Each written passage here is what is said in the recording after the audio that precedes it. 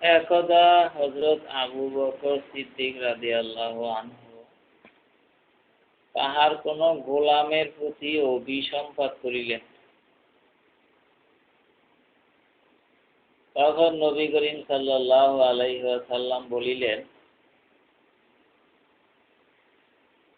কাবার প্রভুর কসম,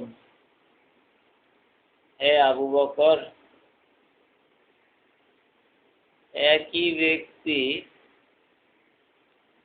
যুগপৎভাবে সিদ্দিক ও অভিসম্পাতকারী হইতে পারে না।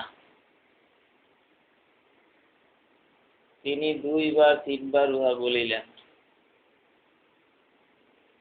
হযরত আবু বকর রাদিয়াল্লাহু আনহু সেই দিনই ওই গোলামটিকে আযাদ করিয়া দিলেন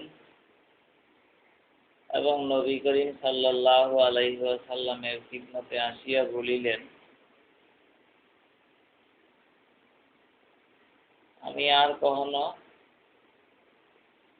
করিব না, অর্থাৎ অভিসম্পাত করিব না।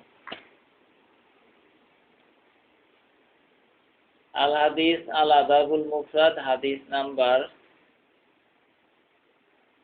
320।